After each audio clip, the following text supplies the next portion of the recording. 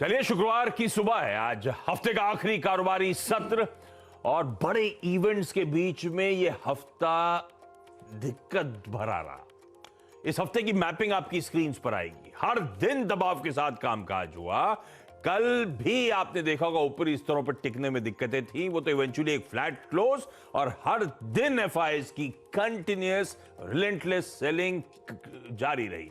पिछले कई हफ्तों से हम लोग ये हाईलाइट कर रहे हैं कैसे एफआईएस ने कैश मार्केट में सेलिंग एग्रोवेट कर रखी है, और इस हफ्ते भी उस तस्वीर में कोई बदलाव नहीं था। कल का मार्केट जरा स्क्रीन पर दिखाइएगा। उठापटक के बीच कामकाज हुआ। असल में हुआ क्या था, कल सुबह हम लोग जो डिस्कस कर रहे थे, फेड की कमेंट्री दिक्कत भरी थी, पर यूएस मार्केट्स का प्रदर्शन बड़ा अच्छा निकल के आया। रिलीफ होगी शायद वहां पे, तो हम गैप अप के साथ शुरुआत हुई हमारे मार्केट्स की।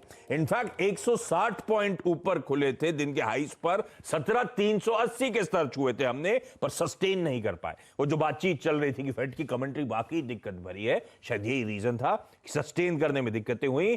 फिर भी 160 पॉइंट ऊपर निफ्टी बंद हरे निशान में ही हुआ, 20-30 पॉइंट ही हालांकि, लेकिन हरे निशान में क्लोज मिलता हुआ नजर आया निफ्टी को। पर ध्यान रखिएगा, निफ्टी बैंक 2/3%, मिड कैप्स में 2/3% से ज्यादा का दबाव था। तो मार्केट्स में ओवरऑल इनहेरेंट वीकनेस का जो मूड माहौल था, वो कल के अच्छे यूएस संकेतों के बावजूद कंटिन्यू होता हुआ नजर आया। अब बड़ा सवाल ये हो जाएगा कि हफ्ते के आखिरी दिन, इस पेनफुल हफ्ते के आखिरी दिन का सेशन कैसा पैन आउट होगा। एक काम करते हैं, क्यूज दिखाते हैं। यूएस में रिलीफ रैली आ गई होगी परसों के ट्रेडिंग सेशन में, पर कल एक्चुअली सच का सामना टाइप फीलिंग आ रही थी।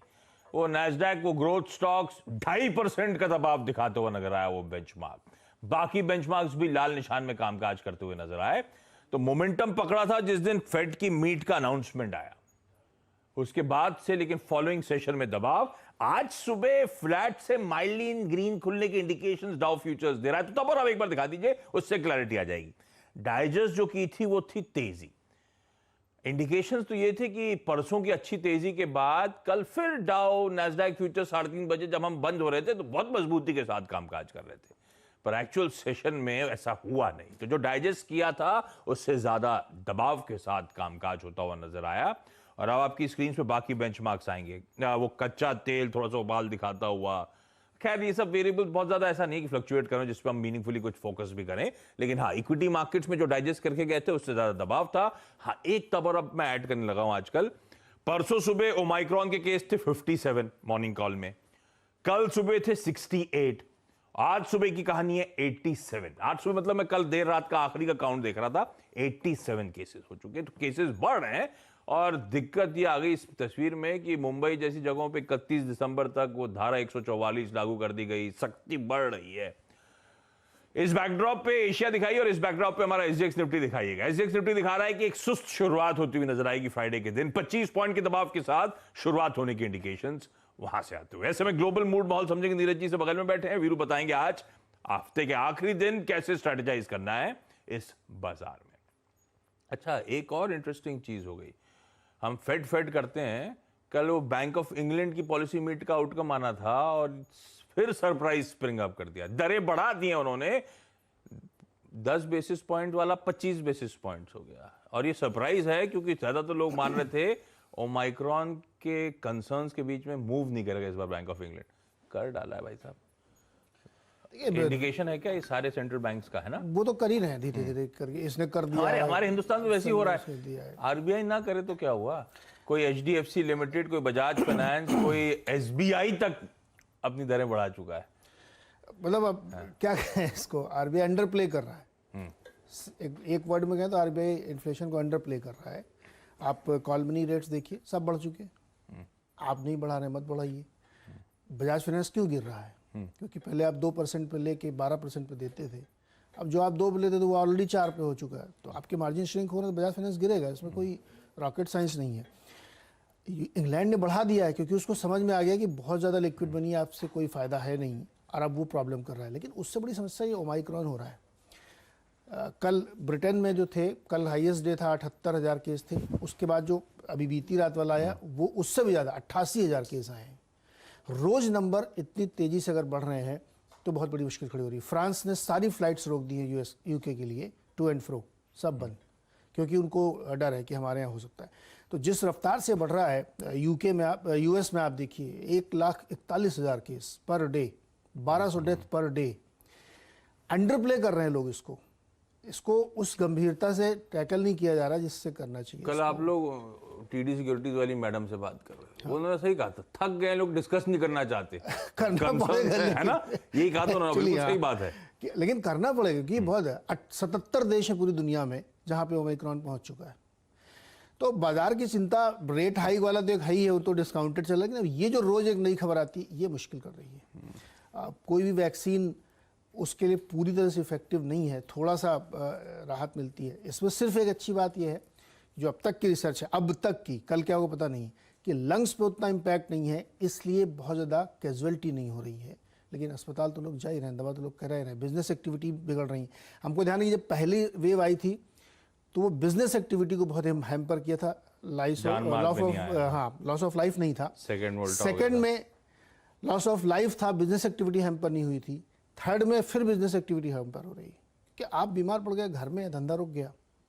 रिस्ट्रिक्टेड मूवमेंट तो शुरू हो ही चुके हैं। एग्जैक्टली, बॉम्बे तक में शुरू हो गया। 144, इसका मतलब क्या, बार में भी कुछ नहीं जा सकते क्या आप? 4 लोग, मतलब ये कैमरामैन सब यहाँ नहीं खड़े हो सकते स्टूडियो में क्या? नहीं, वही तो मैं पूछ रहा हूँ कि कमरे के अंदर नहीं होता। कमरे के अंदर नहीं होता, पब्लिक प्लेस पे आप 10 लोग से ज्यादा नहीं खड़े हो सकते। 4 लोग होते हैं, 10 लोग होते हैं? 4 होता है बेसिकली, लेकिन ठीक है, चल अगर आप डिस्टेंस दूर खड़े हैं तो नहीं, बट एक साथ नहीं हो सकता। 31 दिसंबर मतलब new year, Christmas new year celebrations basically अपने अपने घर में करो, फिर वही दिन आ रहे हैं। ठीक है, तो ये है ग्लोबल मूड माहौल। दरें बढ़ रही हैं एक तरफ, दूसरी तरफ साथ में ओमाइक्रॉन की कंसर्न्स भी बढ़ रही हैं, तो बिजनेस के लिए दोनों तरफ से धक्का है। तो अब इक्विटी मार्केट शायद बचाते हुए नजर आए। तो इस बार दिक्कत हो गई, ये सब डेवलपमेंट ऐसे टाइम पे आ रहे हैं जब वो सेंटा आते थे, रैली लेकर आते थे। अभी ना सेंटा आ रहे हैं, ना कोई रैली नजर आ रही है। तो फिर वीरू से जाना जाए कि कैसे अप्रोच करा जाए इस मार्केट्स को। वीरू, हफ्ते का आखिरी ट्रेडिंग सेशन, थोड़ी सी सुस्त शुरुआत होती हुई, एफआईएस की continuous selling, at least cash market में, वीरू की बात करो डॉक्टर साहब, कैश मार्केट में कंटिन्यूस सेलिंग देखने को मिल रही है, तो कैसे अप्रोच करें आज के सेशन को? जी हाँ, बिल्कुल। देखिए आशीष, good morning. Neeraj ji, good morning. वाकई सेलिंग काफ़ी, अगर आप देखें एफआईएस की, स्ट्रॉन्ग है, हार्ड है, और कल भी अगर आप देखिए जो उनके स्टैट्स हैं वो यही इंडिकेट करते हैं कि वो इन लेवल्स पर भी अगर आप देखें काफ़ी माल छोड़ रहे हैं। करीब 1468 करोड़ रुपए की सेलिंग। हालांकि 1553 करोड़ रुपए की जो डीआईएस की बैंक थी उसने निफ्टी का डाउनसाइड रेस्ट्रिक्ट किया। आशीष, इंडेक्स फ्यूचर्स एफआईएस ने कल काफ़ी शॉर्ट कवर किया है। आशीष, पहली चीज़ याद रखिएगा, आज का कोई डेटा अगर अच्छा है तो है कल का एफआईएस का इंडेक्स का शॉर्ट कवर करना, एक चीज़ अच्छी है। और स्टॉक फ्यूचर्स में उन्होंने अगर आप देखें थोड़े से लॉन्ग और शॉर्ट दोनों अनवाइंड किए, बाकी ऑप्शंस के आंकड़े उनको एनालाइज नहीं कर सकते। देखिए आशीष, मैं आज शुरू में निफ्टी को शॉर्ट नहीं करूंगा।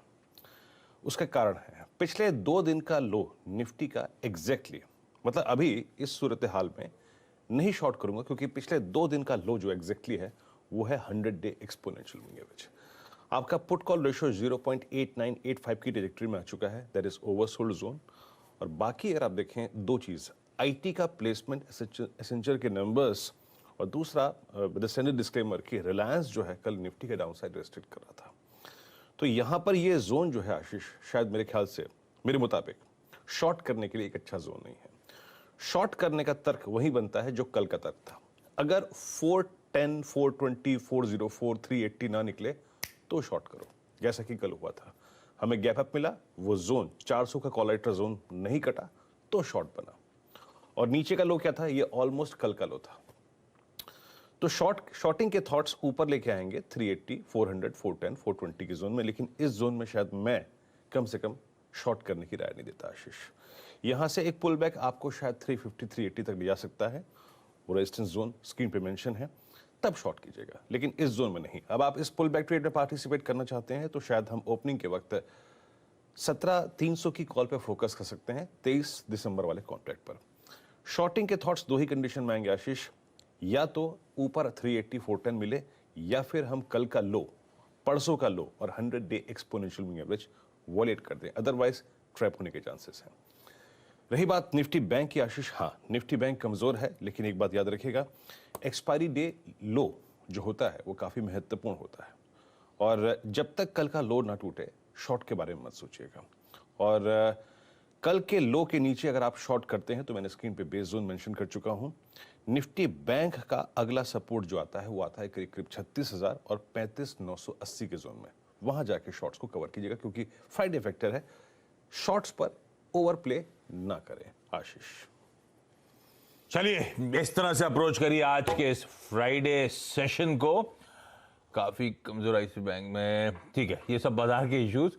मैं हर्षदा के पास जा रहा हूं समझने के लिए आज हफ्ते के आखिरी दिन कौन से स्टॉक्स न्यूज की वजह से रडार पर रहने वाले हैं। Harshada, good morning. मॉर्निंग आशीष। टेक्नोलॉजी कंपनियों पर नजरें रहेंगी। वैसे भी रुपए की वीकनेस का इनको फायदा मिल ही रहा है, लेकिन दूसरी तरफ जो एक्सेंचर का Q1 का नंबर आया है उस पर शायद बाजार फोकस करेगा। रेवेन्यू में हमने देखा है 27% तक की ग्रोथ देखने को मिली है, 1500 करोड़ के ऊपर का यह आंकड़ा। ऑपरेटिंग इनकम में 29% तक की वृद्धि देखने को मिली है। न्यू बुकिंग्स में इजाफा है और कंपनी ने साफ कहा है कि दरअसल डिजिटल जो इनका फ्रंट है वहां पर सबसे ज्यादा तेजी देखने को मिली है। क्लाउड सर्विसेज की सबसे ज्यादा डिमांड है और सिक्योरिटी, इंटरनेट सिक्योरिटी या फिर ओवरऑल साइबर सिक्योरिटी की सबसे ज्यादा क्लाइंट्स की तरफ से डिमांड आई है। वो बिजनेसेस को ड्राइव कर रहे हैं और क्लाउड में हम सब जानते हैं इन्फोसिस और टीसीएस और सभी बिजनेसेस स्केल करते हुए दिखाई दे रहे हैं। कंपनी ने दरअसल अपना जो रेवेन्यू गाइडेंस है उसकी भी रेंज बढ़ा दी है। पहली जो रेंज 12 to 15% के आसपास थी, अब उन्होंने कहा है कि इस साल में करीब 19 to 22% तक की रेवेन्यू ग्रोथ वो हासिल करते हुए दिखाई देंगे। और ये इनफैक्ट एक क्यों रहेगा कि आईटी कंपनियों का कि अगली क्वार्टर में किस तरह का परफॉर्मेंस देखने को मिलेगा, ओवरऑल मूड माहौल क्या है और उनके लिए दरअसल बिजनेस कैसे ग्रो कर रहा है, तो वो स्टॉक रेडार पर आप रखेंगे जरूर। इसके अलावा इंडियाबुल हाउसिंग फाइनेंस, कल ऑफ कोर्स वो ब्लॉक डील हुई, लेकिन अपडेट ये भी निकल कर आया है कि 31 मार्च 2022 तक कंपनी के जो प्रमोटर हैं समीर गहलोत, वो दरअसल एक एग्जिट लेते हुए दिखाई देंगे। 9% के आसपास की इक्विटी होल्ड करेंगे, लेकिन ये बोर्ड से इस्तीफा भी देते हुए नजर आएंगे।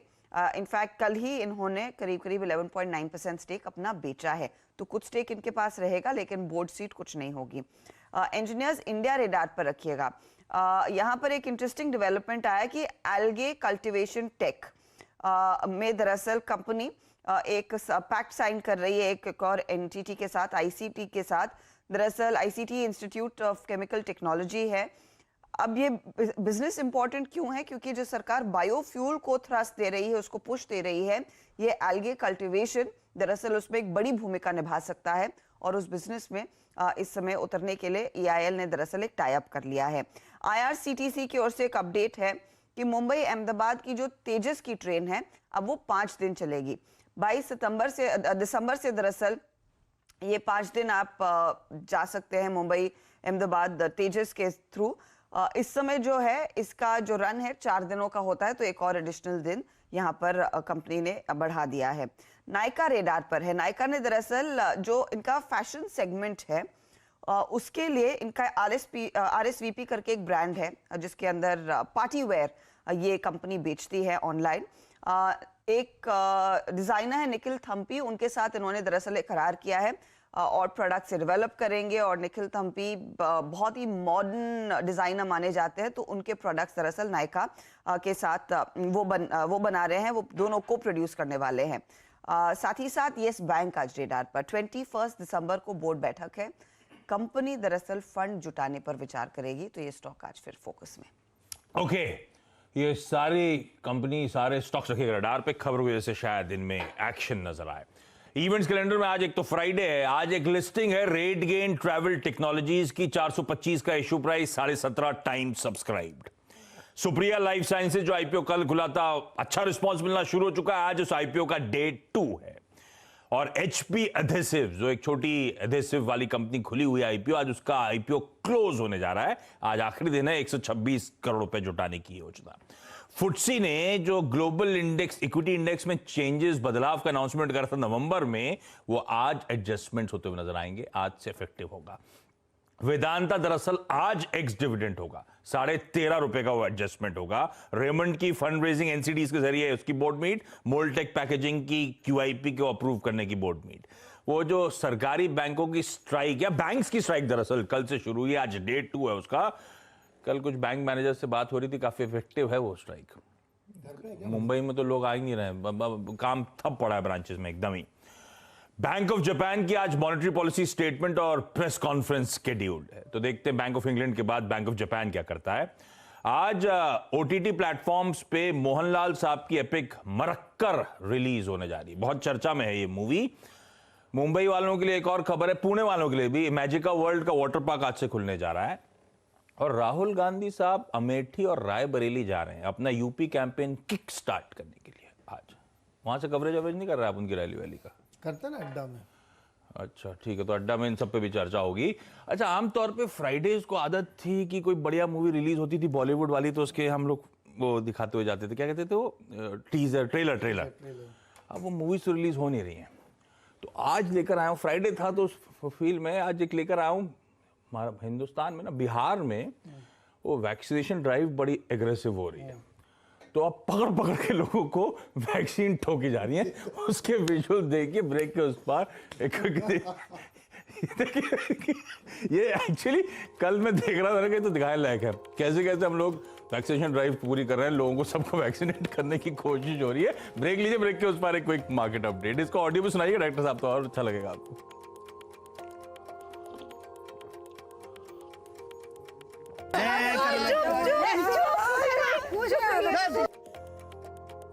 अरे